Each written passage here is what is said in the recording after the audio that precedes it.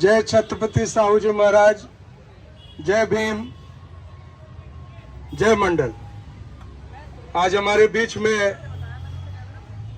हमारे देश के सबसे बड़े किसान नेता और प्रभावशाली किसान नेता आदरणीय टिकैत साहब जी बैठे हुए हैं, राकेश टिकैत।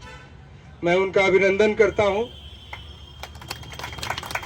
मैं भी दिल्ली विश्वविद्यालय में पढ़ाता हूं और पहले दिन से ही जब डॉक्टर रितु को बिना किसी ठोस कारण से निकाला गया तो सबसे पहले हम लोग जो पार्लियामेंट का एससी कमेटी जो होता है वहां हम लोग गए थे और पार्लियामेंट के एससी कमेटी में नकली दस्तावेज ऐसे स्टूडेंट्स के नाम जो कि एग्जिस्ट ही नहीं करते हैं और इस विश्वविद्यालय में कोई नियम नहीं है कि स्टूडेंट्स अगर कहे तो किसी टीचर को निकाल दिया जाए, तो वो उस चार्ज पर इनको दौलत राम कॉलेज से निकाला गया।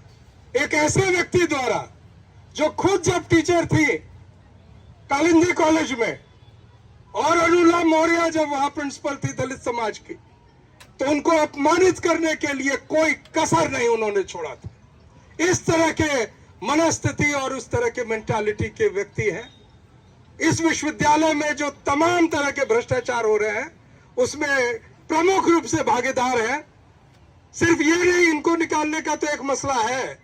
उस कॉलेज के एक टीचर ने, ओबीसी टीचर ने लिखा कि अपॉइंटमेंट में मुझसे 7 लाख रुपए ले लिए और मेरा अपॉइंटमेंट नहीं हुआ, मेरे पैसे वापस दिलवाया जाए। तो सर, मैं आपको बताना चाहता हूं विश्वविद्यालय का माहौल एक प्रकार से इतना विषाक्त हो चुका है कि जहां सिर्फ जाति देखकर नहीं, यह भी देखकर कि अगर आप आरएसएस के साथ नहीं है तो आपको प्रताड़ित किया जाएगा। मेरे कॉलेज के डॉक्टर एएन झा को इसी तरह से उनको कॉलेज में जब वो प्रिंसिपल थे तब उनको सिर्फ अपमानित नहीं किया गया था, फिजिकली असॉल्ट किया गया था।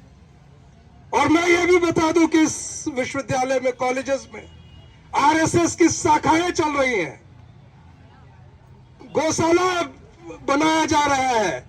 हमारे कॉलेज में, मैं स्वामी श्रद्धानंद कॉलेज में पढ़ाता हूं और मैं पूरे जिम्मेदारी के साथ कहता हूं कि वहां पर जो अभी छात्र संघ के भी जो चुनाव हुए, आप लोग कहते हैं मैं ईवीएम के खिलाफ लगातार बोलता हूं। मैं सर आपको बताना चाहता हूं कि कॉलेज के इलेक्शन में ईवीएम को मैनिपुलेट करके वो कॉलेज के प्रेसिडेंट और डूसू के प्रेसिडेंट जितवा रहे हैं। तो देश में क्या करेंगे इसका कोई गारंटी नहीं है। तो ये चुनाव और ये जो संघर्ष है ये सिर्फ डॉक्टर रितु का नहीं है।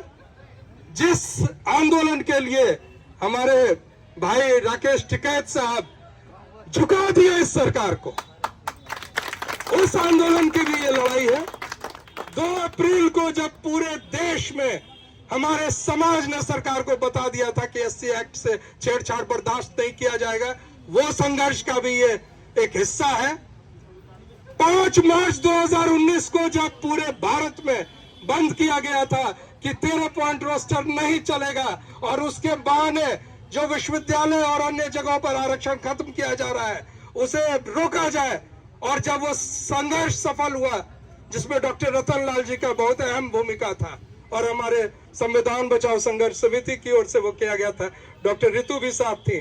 और मैं समझता हूं कि उसी कारण इनको एक तरह से टारगेट किया गया, क्योंकि समाज के लिए ये बोलती है, अपने हक के लिए नहीं सिर्फ दूसरों के हक के लिए इनको बोलने की जो गुंजाइश जो इन्होंने पैदा की, जो यहाँ पर विश्वविद्यालय में मैं सर बताना चाहता हूँ, सिर्फ रिजर्व कैटेगरी के इस समाज के हजारों शिक्षक हैं, रोज उनको यहाँ उपस्थित होना चाहिए था, क्योंकि ये मसला सिर्फ यहाँ नहीं रुकेगा, उनके दरवाजे पर भी पहुंचेगा और ये हो नहीं रहा है।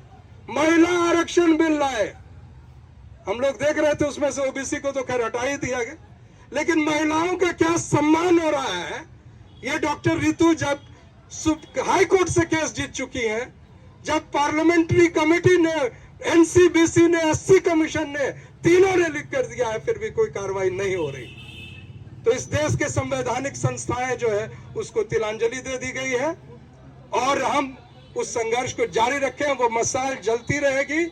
और ये मैं आपको विश्वास दिलाता हूं राकेश टिकैत साहब सिर्फ आपके माध्यम से आप देश के कोने कोने में जा रहे हैं। अभी आप हमारे क्षेत्र बिहार में भी गए थे। मैं आपको बताना चाहता हूं कि ये संदेश भी दीजिए कि ये लड़ाई सिर्फ किसान की नहीं, पूरे के पूरे हर एक समाज के, युवाओं की, दलितों की, पिछड़ों की, आदिवासियों की और बेरोजगार नौजवानों सभी का संघर्ष है। मैं इसी बात के साथ जय संविधान कहकर अपनी बात समाप्त करता हूं।